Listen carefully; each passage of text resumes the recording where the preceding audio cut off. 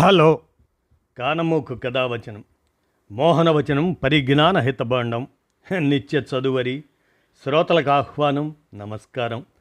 చదవదగునెవరు రాసిన తదుపరి చదివిన వెంటనే మరొక పలువురికి వినిపింపబూనిన అది ఏ పరిజ్ఞాన హితబాండమౌపో మహిళ మోహనవచనమై విరాజిల్లు.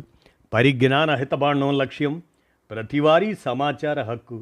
ఆస్ఫూర్తితోనే ఇప్పుడు కానమోకు కథావచనం మోహనవచనం సమకాలీన కథా సందేశం శీర్షికన సత్యభాస్కర్ ఆత్కూరు వారు రాసినటువంటి కథగా, చిన్న కథగా ఎంతెంత దూరం ఇంకెంత దూరం అనేటువంటి దాన్ని ఇప్పుడు మన కానమోకు కథావచనం శ్రోతలకు మీ కానమోకు స్వరంలో వినిపిస్తాను, వినండి. ఎంతెంత దూరం ఇంకెంత దూరం. కథలోకి ప్రవేశిద్దామా? ఏం లాభం లేదమ్మా, చేయవలసిన ప్రయత్నాలన్నీ చేశాను, ఆయన కోమాలోకి వెళ్ళిపోయాడు అని డాక్టర్ గారు విచారంగా చెప్పారు. తులసమ్మ కూతురు భవానీలు ఒకేసారి గొల్లుమన్నారు. నాన్నా అంటూ కూతురు కన్నీరు మున్నీరుగా ఏడుస్తుంటే భార్య తులసి ఏమండి అంటూ శోకాలు పెడుతుంది. తమ అందరికీ ఆప్తమిత్రుడైన కేశవులను చూడటానికి వచ్చిన సత్యనారాయణ ఆయన కూడా కన్నీళ్లు ఆపుకోలేక కర్చీఫ్ తీసుకొని కళ్ళు ఒత్తుకోసాగాడు.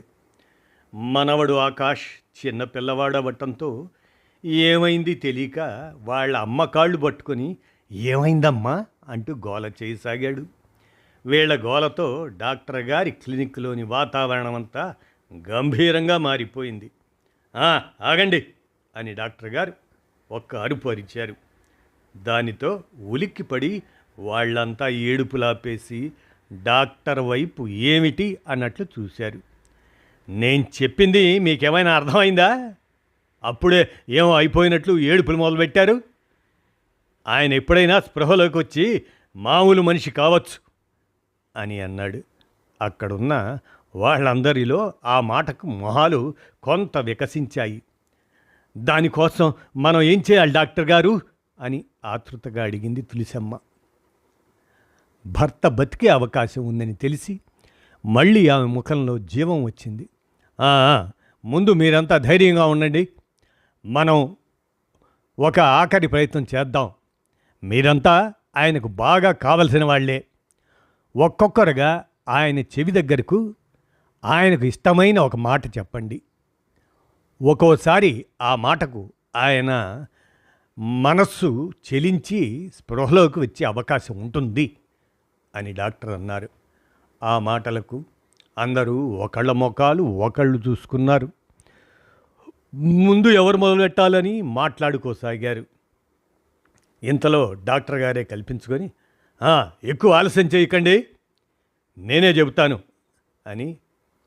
ఒరేయ్ చిన్ను, నువ్వు ముందుకురా, తాతయ్య దగ్గరికి వెళ్ళి చెవిలో ఆయనకి ఇష్టమైన మాట చెప్పు అని అన్నాడు డాక్టర్. ఆగాగు, ఏమని చెబుతావు, నాకు ముందు చెప్పు అని అన్నాడు డాక్టర్. అలాగే, తాతయ్య చాక్లెట్ కొనివ్వు అని అడుగుతా అని అన్నాడు. గుడ్, అలాగే చెప్పు, గట్టిగా చెప్పాలి అన్నాడు డాక్టర్. చిన్ను తాతయ్య పడుకున్న బెడ్ పక్కకు వెళ్ళి చెవిలో తాతయ్య చాక్లెట్ కొనివ్వు అని గట్టిగా అరిచాడు. అందరూ ఊపిరి బిగబట్టి ఆతృతగా కేశవులు మొహాన్నే చూస్తున్నారు. 3 సార్లు అరిచాడు ఆ పిల్లాడు, అయినా కేశవుల్లో చలనం లేదు. అందరిలో నిరాశ, అయినా డాక్టర్ మొహంలో ఏ భావం లేదు. సరే, నువ్వు వెళ్ళమ్మా అని కూతురికి సైగ చేశాడు డాక్టర్. కూతురు భవాని ఒకసారి దేవుడికి దండం పెట్టుకొని తండ్రి పడుకున్న బిడ్డ దగ్గరికి వెళ్ళింది. నాన్న, నేను చిన్ను వచ్చాము, ఈసారి పండక్కు చీర కొని పెడతానన్నావుగా, షాపుకు వెళ్దాం నాన్న, ఆలస్యమైపోతుంది అని గట్టిగా అరిచి చెప్పింది. అదే మాట మరో 2 సార్లు చెప్పింది. అయినా తండ్రి మొహంలో చలనం లేదు. నిరాశగా వెనక్కు వచ్చేసింది. సత్యనారాయణ గారు, మీరెళ్ళి ప్రయత్నించండి, అని డాక్టర్ గారు గంభీరంగా అన్నాడు కేశవుల ఫ్రెండ్ అయినటువంటి సత్యనారాయణతో. ఇక ఆయన దగ్గరగా వెళ్ళి కేశవుల దగ్గరగా వెళ్ళి, ఒరే కేశవులు, లేరా, ఆఫీస్కు వెళ్ళే టైం అవుతుంది, తొందరగా వెళ్ళకపోతే బస్సు మిస్ అవుతుంది అని గట్టిగా అరిచి చెప్పాడు. అలాగే ఇంకో 2 సార్లు చెప్పినా లాభం లేదు. సత్యనారాయణ కళ్ళ నీళ్లతో వెనుతిరిగాడు. డాక్టర్ గారు చివరగా, నువ్వు ప్రయత్నించమ్మా అని తులసితో అన్నాడు. తులసి మొహాన సన్నటి నవ్వు విరిసింది. అది చూసి అందరూ ఆశ్చర్యంతో నోరెళ్లబెట్టారు. ఇంతటి విపత్కర పరిస్థితుల్లో భర్త చావు బతుకుల్లో ఉంటే ఆమె మొహంలో నవ్వా? అందరికీ మతిపోయినట్టయింది. అందరూ ఒగ్గబట్టుకొని ఆమె ఏం చేస్తుందోనని చూడసాగారు. తులసి చెక్కు చెదరకుండా భర్త పడుకున్న బెడ్ దగ్గరికి నడిచింది. ఏమండి, మీరు లేవండి, మీరు కోరుకున్న ఈపీఎస్ హయ్యర్ పెన్షన్ బ్యాంకులో పడింది, తొందరగా వెళ్ళి డ్రా చేసుకొని రండి అని గట్టిగా అరిచింది. ఆ ఒక్క అరుపుకు కేశవులు బెడ్ మీద దిగ్గున లేచి కూర్చున్నాడు. నిజమేనా? పెన్షన్ బ్యాంకులో పడిందా? ఇప్పుడే వెళ్తాను అని దిగబోయాడు. ఇంతలో డాక్టర్ గారు పరిగెత్తుకొని వచ్చి, ఆగండి కేశవులు గారు, మీరు హాస్పిటల్లో ఉన్నారు, ఈ సెలైన్ అయిపోయాక బ్యాంకుకు వెళ్దురు గాని అని 2 చేతులు పట్టుకొని బెడ్ దిగకుండా ఆపాడు. అందరి మొహాల్లో ఆనందం వెల్లివిరిసింది. ఇక గండం తప్పినట్టే అమ్మా. ఇంతగా నువ్వు పేషెంట్కి చెప్పింది నాకు అర్థం కాలేదమ్మా. అదేంటి అని ఆశ్చర్యంగా అడిగాడు doctor తులసమ్మని.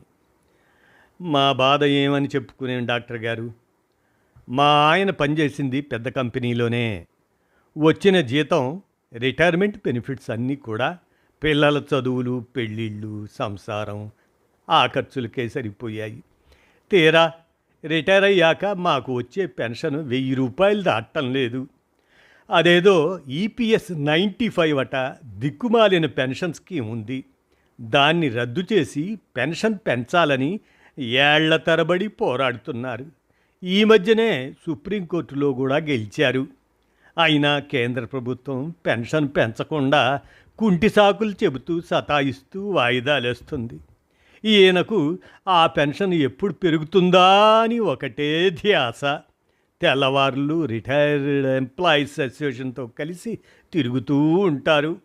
Indira park, EPO office, అక్కడ ధర్నాలు, ఇక్కడ ధర్నాలు, మీటింగులు పెడుతుంటారు. దానికోసం ఢిల్లీ దాకా కూడా వెళ్ళొచ్చారు. అందుకే నేను ఆ హయ్యర్ పెన్షన్ బ్యాంకులో పడిందని చెవిలో గట్టిగా అరిచాను. ఆ దెబ్బకు లేచి కూర్చున్నారు అని నవ్వుతూ చెప్పింది ఆవిడ. అందరూ కేశవులు కోమా నుండి బయటపడటంతో ఊపిరి పీల్చుకొని నవ్వు మొహం పెట్టారు. మంచి పని చేశావమ్మా, సమయానికి నీకు ఆ విషయం గుర్తుకు రావటంతో మీ ఆయనకు పెద్ద గండం తప్పింది. ఇన్ని లక్షలాది మంది ఉద్యోగుల జీవితాలతో చెలగాటమాడుతున్న కేంద్ర ప్రభుత్వం ఇప్పటికైనా ఈ సమస్య పరిష్కరిస్తే బాగుంటుంది అన్నారు డాక్టర్ గారు. ఇదండి కథ. ఎంతెంత దూరం ఇంకెంత దూరం అనేటువంటి ఈ కథను రచించింది సత్యభాస్కర్ ఆత్కూరు వారు.